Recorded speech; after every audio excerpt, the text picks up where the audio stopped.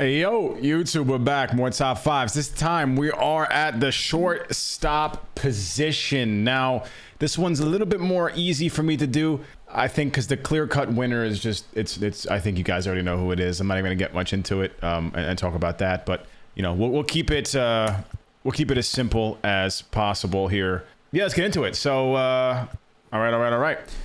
First, this is going to... I think the latter half, I think the people left off are going to be a little bit interesting. I think it's going to be hard to argue with my cases here, but for my points, forgive me, I'm a little tired. I had a big dinner. I'm sleepy. So first off, one honorable mention this time. And by the way, remember, only primary position shortstop. It gets way too confusing if we do guys who play secondaries. But number 6, I guess, honorable mention. Oneil Cruz. Where's my boy at? Everything you want in a shortstop, and he's very familiar to another guy who shares his last name, except the stats aren't quite as good, lacks a little bit in the vision category, and the defense is 88 and 86 reaction. It's totally fine. He's got a max arm with 99 speed. He's 6'7", biggest shortstop I've seen at that position. He catches everything, and he's an absolute legitimate stolen base threat, and he's so big that he'll get to the base faster. It's a real thing, actually. So an incredible card, well balanced. There's another guy who shares his last name was a switch hitter, who for that, amongst other reasons, is a little bit better. But this guy was the original, like, damn, you know?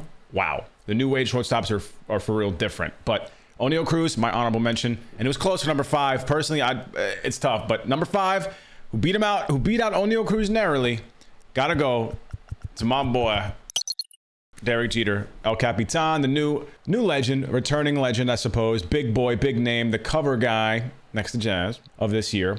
Well balanced, got everything you need in a card. One thing that strikes me on this card that's super interesting is that for the build he went with, you would expect to see max vision on this card. He's only 108. It's still solid, and it's not going to kill you, but it's just interesting. You think with Jeter they would give him max, especially since he hasn't got another card. But max clutch, max contact. He's balanced versus righties, literally barely. That's the minimum is 125, is 93 power if you're max contact. Defense is there, speed and stealing is there. He was a stolen base threat, and ultimately he's a cover boy, so I had to give him some love. And the other thing that edged him over Oneil Cruz, all the quirks he has. He has some of the best in the game. He doesn't have breaking ball hitter, but he has everything else you want to see on a card. So for that reason, he gets a nice nod. And because it's Derek Jeter, you know. Number 4, interesting pick here, and it's a little bit weird, so let's get into it. Number 4 is Trey Turner. It's kind of tricky because we have this Trey Turner here. You can pick whichever one you want. He is a primary shortstop on this one, the Phillies one. Or we can go with the World Baseball Classic Trey Turner. This one is a better overall hitter. That one's a power hitter versus lefties. This one's balanced versus right. Crazy good versus left. Fielding, I think he's a better fielder and legitimate stolen base threat. The quirks are good, but we all know why we love Trey. The swing is absolutely incredible. He gets great lift, and he plays some of the most important positions. Now we go back to the other Trey Turner. Lower vision rating, better contact versus righties. He's a power hitter versus lefties. I think this actually might have better defense. I think he actually has better defense. He's a diamond at his primary at P5. That's kind of crazy. And he's a stolen base threat. So either one, whichever one you want, he's number 4 for me. Not really hard, you know, to make this claim. I know he's not as good of a defender as the previous 2 guys, especially not Jeter, but he's good enough over there. And this one's where it's tricky because we know we really don't use Trey at short. I use him at second, third, or outfield over shortstop. If anyone uses him, I usually see him anywhere else besides shortstop. But he's a primary shortstop. He fits this category, and Trey's always one of the best. You see a 99 Trey Turner, everyone gets excited. We start creating a creme brulee in our pants. So that's kind of how it goes. On to number 3, and this one's going to be very, very unsurprising as well. Number 3 is going to be my boy, Francisco Lindor, whichever one you want. I have the P5. I got P5 Lindor from the World Baseball Classic, who's got a higher vision rating, but this one over here he's better versus lefties. Better defender, and he's faster overall by a good deal because Lindor stole a bunch of bags this year. That's actually a really good Lindor to have on the all-time Mets. I don't know why I have this one over the other one. This one's way faster.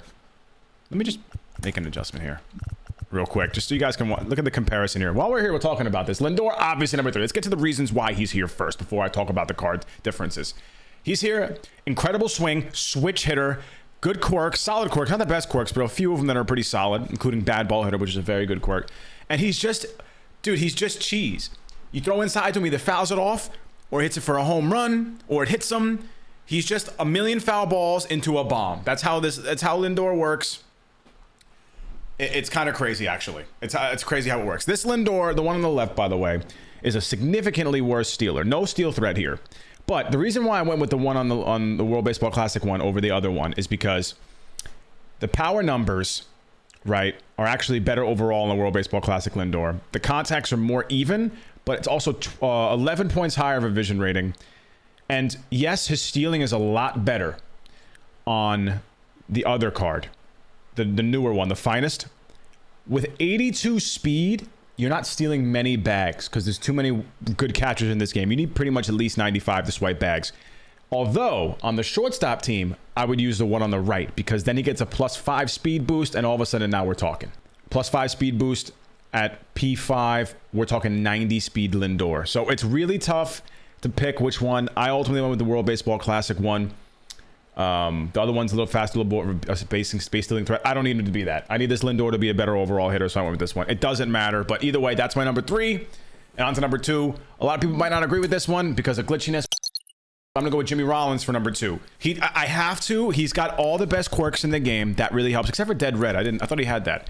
And I know Lindor has a more fan favorite swing than Jimmy Rollins. Jimmy Rollins is somebody who's new to the game. Like, he's new to the scene, right? He used to be butt cheeks, but they finally started with last year, gave him a great card, and now he's got good cards now too. Why Jimmy Rollins over Lindor? Because he does everything Lindor does, but he has a cannon at shortstop, which Lindor does not have. Lindor's a better second and third baseman, and 96 speed with all the maxed out stealing. He's a much better base stealer, more reliable. And the numbers are there. The numbers are there, especially if you run him on the durability team. He's maxed out, or if you just whatever you want to do.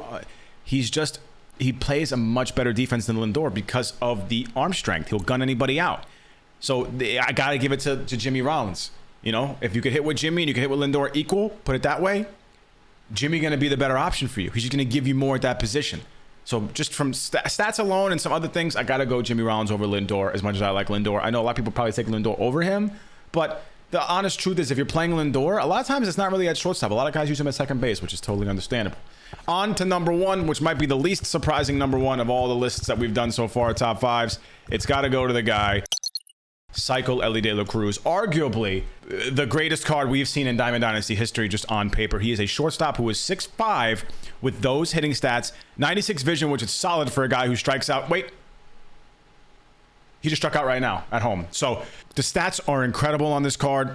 On durability or shorts. With durability team, he gets max defense. Not that he really even needs it. He's got everything you need. Only thing he doesn't have is quirks. It doesn't matter. He is so glitchy. Max clutch, max defense speed. 99s across the board everywhere. He is an absolute cheat code. I call him LA the cheat code for a reason. He just is Lindor if you gave him the super serum, like from the Captain America shit. He does everything you want. He is like someone said, Oneil Cruz. This is like when they used to take, okay, you know when a guy makes a ball player, but they make him Barry Bonds, but it's a switch hitting Barry Bonds, but with Barry Bonds' swing and everything's maxed out. It's kind of like that. Elly De La Cruz is like the ball player of Oneil Cruz. He's better at everything and switch hitter, but like started with the same archetype, right? It's crazy. It's crazy when we look at it like that, but that's just the truth. Funny enough, Oneil Cruz doesn't play second base, but he might be an arguably better shortstop if you give him a fielding boost. If you give him on the shortstop team, he doesn't get a fielding boost there. Does he get one anywhere? I don't know. He's bigger. He covers a lot of ground. Somebody I didn't mention that people want to talk about. I didn't put Corey Seager on this list. He's an incredible card. He doesn't make the list. He's simply too slow. If you rock Seager, most people don't rock him at shortstop. It's a big, big hindrance for me. And I had to take that into consideration. He's just not better than any other cards on paper because the defense is incredible. He's a great third baseman, even okay at second. Not a shortstop, even though he is. No one really uses him there for a good reason. That's why I didn't put him there. I just wanted to bring that up. Just to let you guys know. But obviously, Elly De La Cruz. He even got a finest who's worse than the cycle card, but really not by much. I mean, it's pretty similar. If you have this Elly, you're not really missing out on much. It's actually kind of stupid. I think this one doesn't get durability, though. The other one does. So that's the difference. Guys like Bo Bichette, who got max stats, didn't make it because of the lack of speed and like you would just use Lindor over him. No secondaries kind of hurts, but he's still a great card. Dansby Swanson was another close to honorable mention, but I'd take Oneil Cruz. Dansby's great though. Dead Red, all these things. So a lot of good cards. Ultimately, he didn't have that stolen base threat, even with the speed and the arm isn't whatever. He's still really solid. Durability, he's actually cracked on that team, and arm accuracy. Yeah, he's good too. But no, I gave you guys a list. It's tough. Those are who I went with. Let me know what you guys think about my list. Let me know what you changed. If you changed the order that I gave them in, or if you changed them all entirely, I want to know. This series is going to be fun. Let me know if you enjoy this type of video. I'll make more moving forward. I'll catch you guys next time, man. Peace.